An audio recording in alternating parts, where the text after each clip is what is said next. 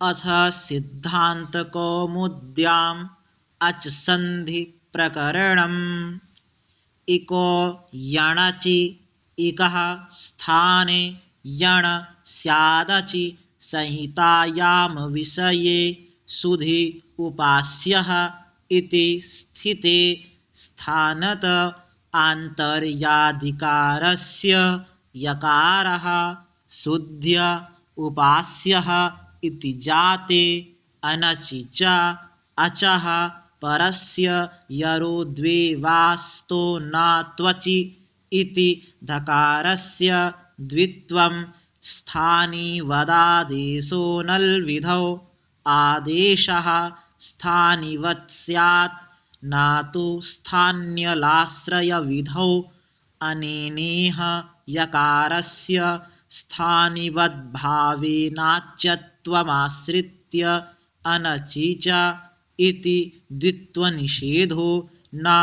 शङ्क्यो नल्विधाविति तन्निषेधात्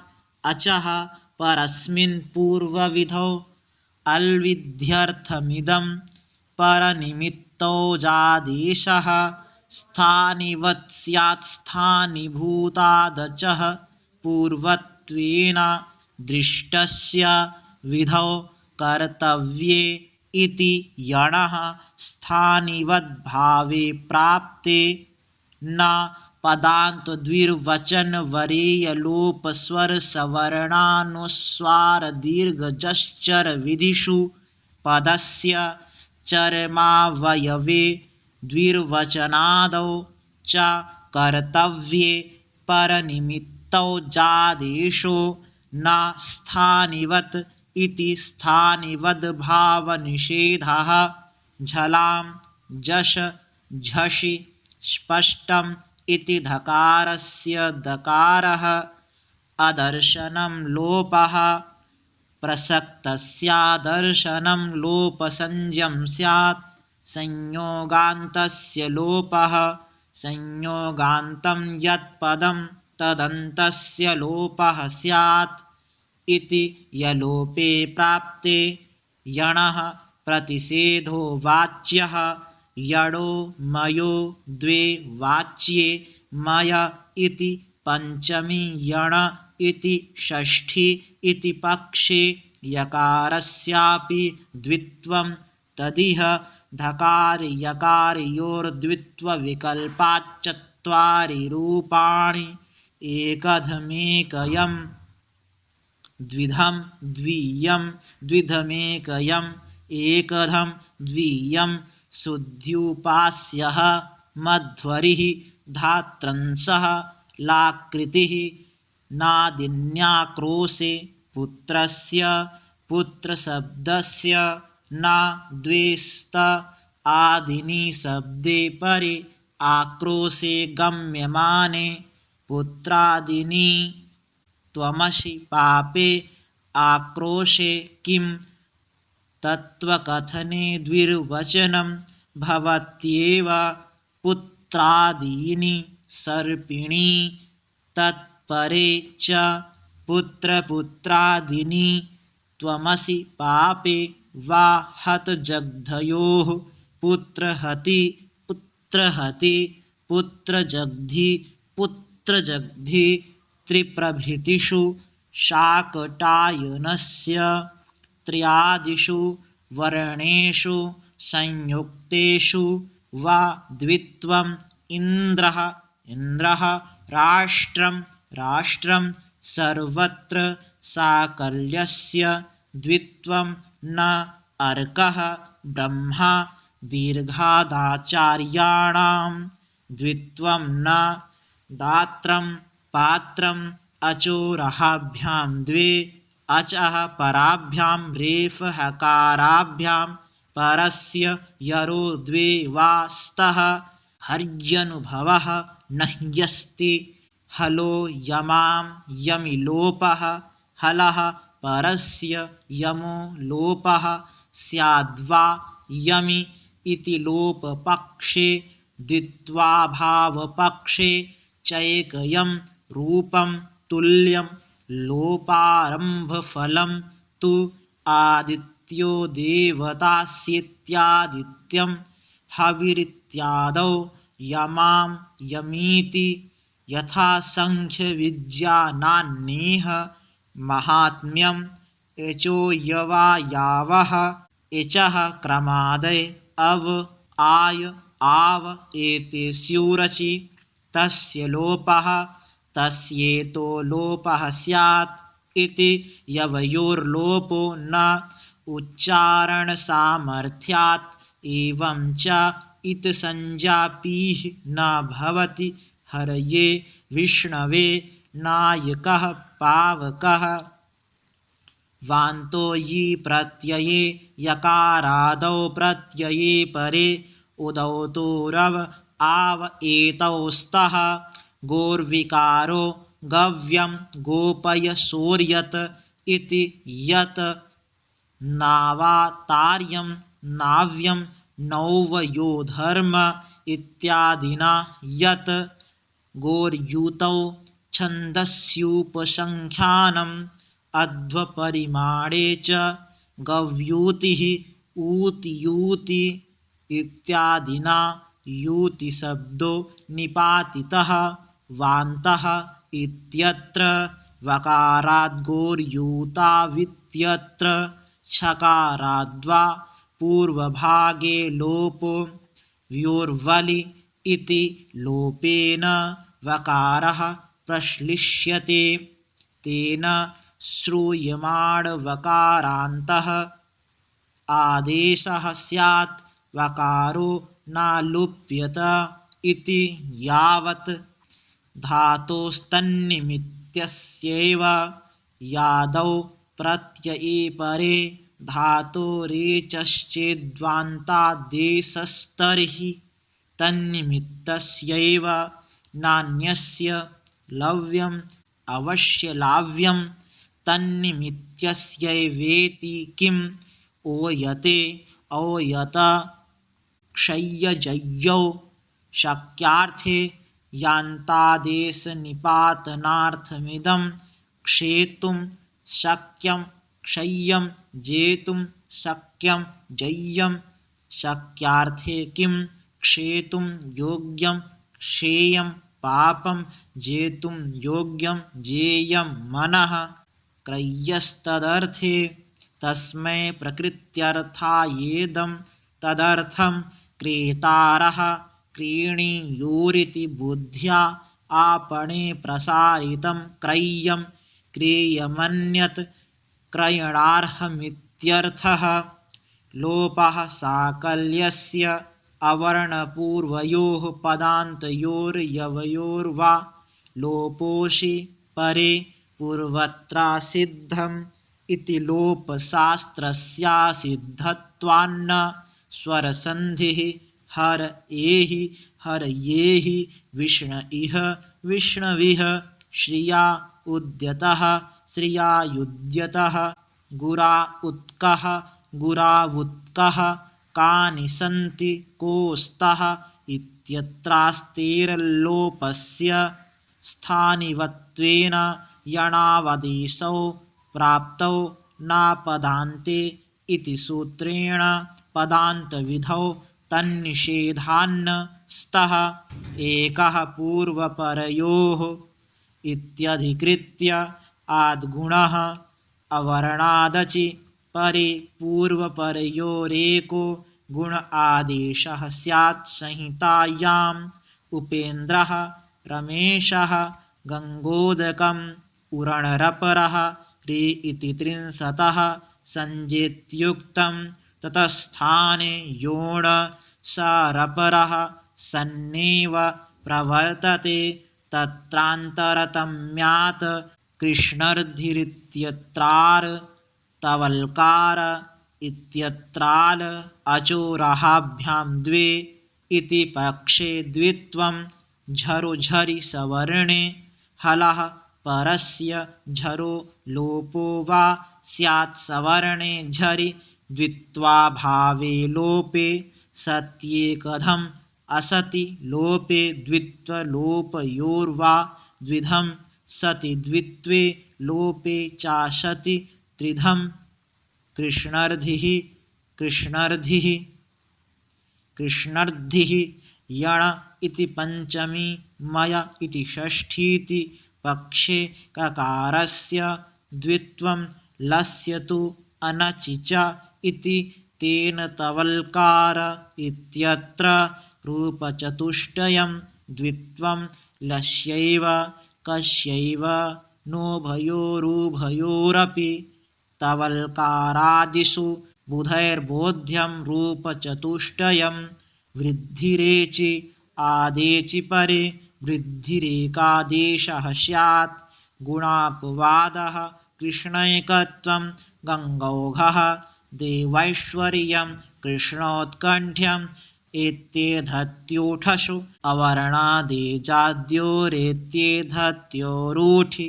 च परे वृद्धिरेकादेशः स्यात् पररूपगुणापवादः उपैति उपैधते पृष्ठौहः यजाद्योः किम् उपेतः मा भवान् प्रेदिधत् पुरस्तादपवादन्यायेनेयं वृद्धिः एङ्गिपररूपम् इत्यस्यैव बाधिका न तु ओमाङ्गोश्च इत्यस्य तेनावैहीति वृद्धिसाधुरेव अक्षादुहिण्यामुपसङ्ख्यानम् अक्षौहिणीसेना स्वादिरेरिणोः स्वेनेरितुं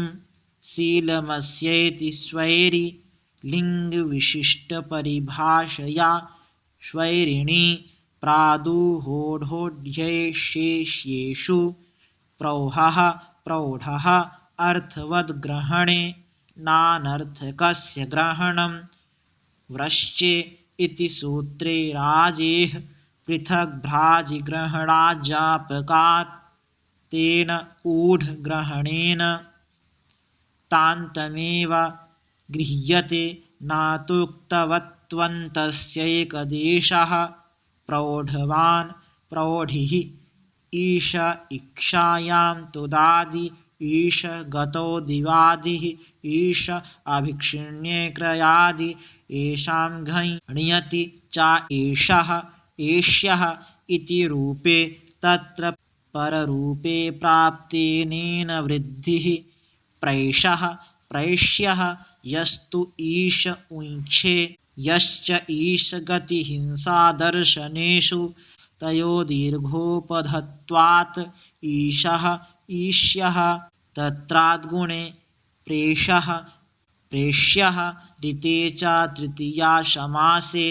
सुखेन ऋतः सुखार्तः तृतीयेति किं परमर्थः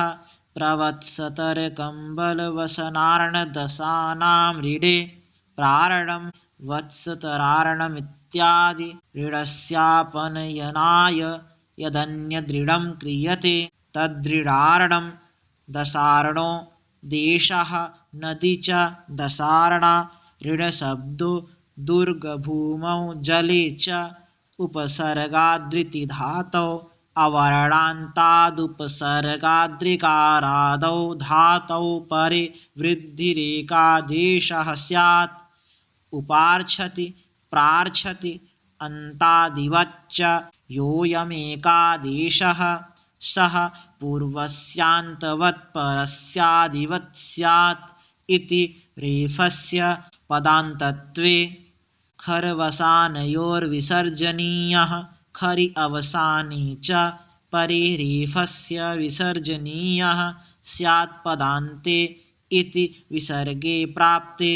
अन्तवद्भावेन पदान्तरेफस्य न विसर्गः उभयथर्क्षु कर्तरि चर्षि देवतयो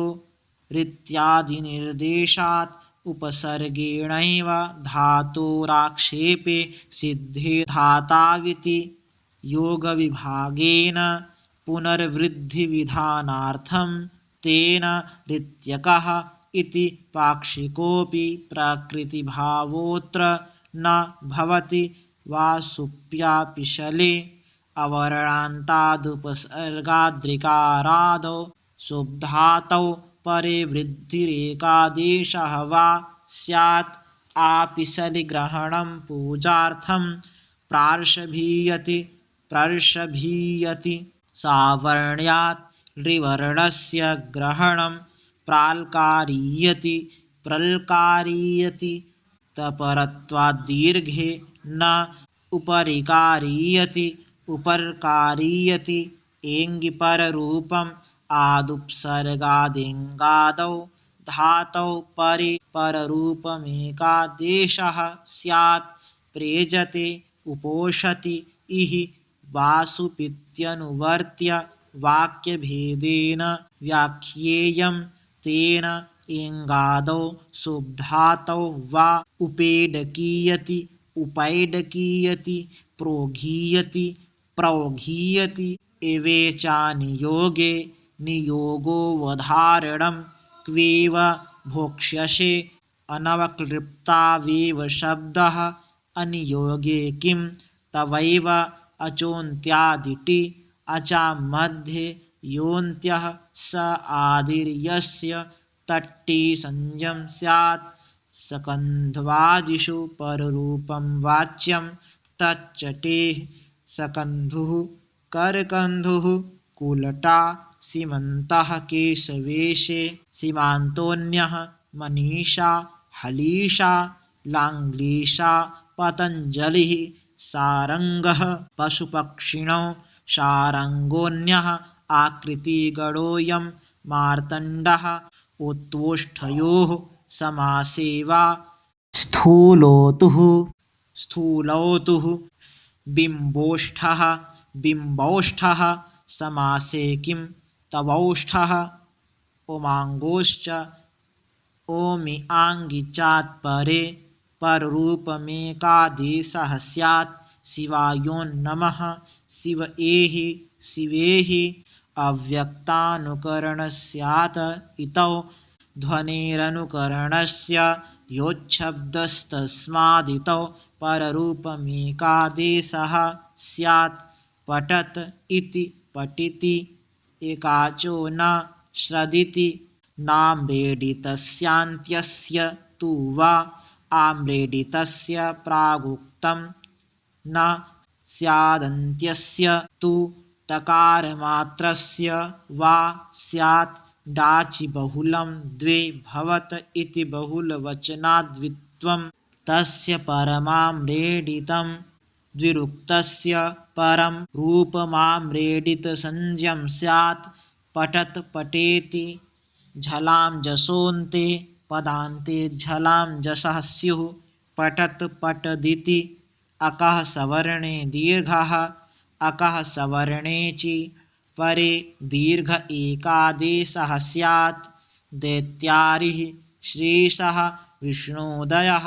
अचि किं कुमारी सेते नाज्झलाविति सावर्ण्यनिषेधस्तु न दीर्घशकारयोः ग्रहणकशास्त्रस्य सावर्ण्यविधिनिषेधाभ्यां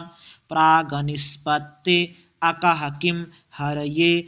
अकोकी दीर्घ इत्येव सुवचं ऋतिसवर्णे रीवा होत्रिकारः ऋतिसवर्णे रीवा होत्रिकारः पक्षे ऋकारः सावर्ण्यात् रीति रीवा इत्युभयत्रापि विधेयं वर्णद्वयं द्विमात्रम् आद्यस्य मध्ये द्वौ रेफौ तयोरेका मात्रा अभितोज्भक्तेरपरा द्वितीयस्य तु मध्ये द्वौ लकारौ शेषं प्राग्वत् इहोभयत्रापि ऋत्यकः इति पाक्षिकः प्रकृतिभावो वक्ष्यते एङ्गः पदान्तादति पदान्तादेङ्गोति परे पूर्वरूपमेकादेशः स्यात् हरेव विष्णोव सर्वत्र विभाषा गोः लोके वेदे चैगन्तस्य गोरति वा प्रकृतिभावः स्यात् पदान्ते गो अग्रं गोग्रम् एगन्तस्य किं चित्रग्वग्रं पदान्ते किं गोः अवङ्गस्फोटायनस्य अतीति निवृत्तम् अचि परे पदान्ते गोरवङ् वा स्यात् गवाग्रं पदान्ते किं गवि व्यवस्थितविभाषया गवाक्षः इन्द्रे च गोरवङ् स्यादिन्द्रे गवेन्द्रः इति सिद्धान्तकौमुद्याम् अच सन्धिप्रकरणम्।